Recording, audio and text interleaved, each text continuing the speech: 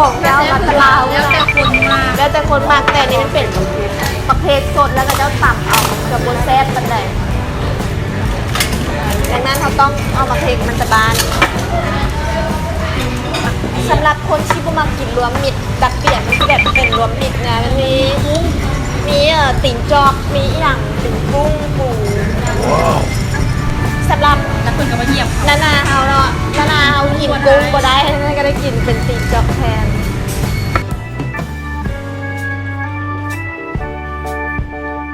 ที่เขาก็ตอนนี้เขาก็มาฮ้อนทานคือมาสองเปียกคนละเป็ด เขาสั่งกัน ดักเปียกเป็นพิเศษมันจะมีทุกอย่างกุ้งไข่ยอหมูเลือดหมู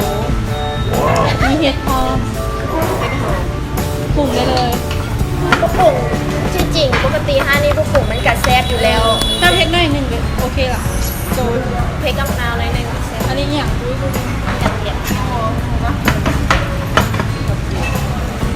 เดี๋ยวคอยคนเดียวนะตอนนี้เพราะว่าคอยกินกุ้งบัวได้ แต่ว่า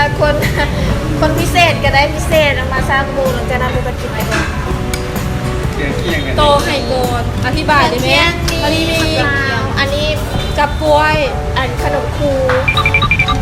พริกแต่บุเพชปันได ข้าวมาของฝอย พริกข้าวหันบุเพชปันไดค่ะเอาของพม่า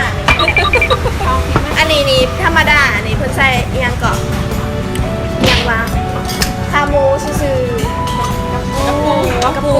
กินกุ้งบัวได้กินกุ้งบัวได้นะ กินปูกับอันนี้แซ่บ กับปูเนาะ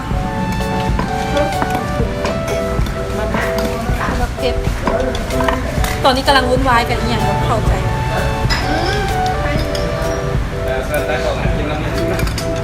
ตะกล้องก็ต้องกินก็ได้เพื่อนก็เลยเพิ่นซื้อมา ใน ให้ งานเนี่ยตะ เพิ่นเลขาเพิ่นกิน2 ถ้วยแล้วนะตะกล้องมาไทยซื้อ มันต้องกินแล้ว เอา เผ็ดมันเผ็ดปะ ไปแก่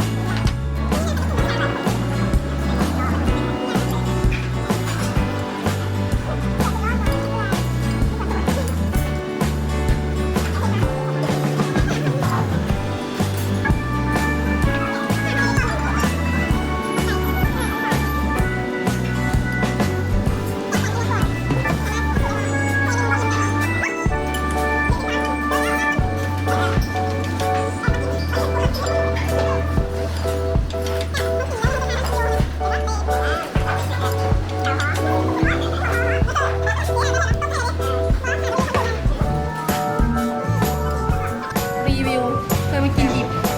มากินจะเผื่อแล้วงานนี้สองมือแล้วกินจะเผื่อแล้วนะคะทุกวันกินจะเผื่อแล้ว ผมมาขาดมาสิบผมใหม่มาอีก นี่ดี หลายเทื่อแล้วแซ่บรับประกันถึงปูนี่รับประกันว่า ปูแท้ๆได้ลายอีหลีตัวคืออยู่ลาว ปูได้ลายอีหลีปูเน้นๆปูเน้นๆครับ เป็นแถวนี้ เน้นๆครับเน้นๆครับโอ้ย ถ้านี่แซ่บอีหลีน้องผู้ใดอยากมาก็มาได้คือเด็ดจริงเนี่ยคนยก เดือนแล้วถ้าจะเป็นแห่งร้านร้าน มันจะขึ้นให้ด้านล่างดูตอนนี้เนาะจะดูกุ้งกุ้งยังไม่ตายเลยเนี่ยกิโลเขาชิมหมดแล้วมีไปที่สั่งเพิ่มอีกบ้างมันต้องแปลกใจเนาะที่หลายๆคนมาเฮียที่เวียดนามเนี่ยแล้วตุ้ยเบิ่งจากการทำประทาน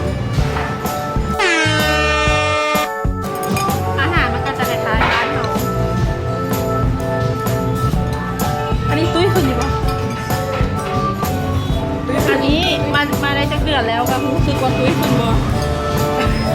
4 เดือนแล้ว ไม่กิน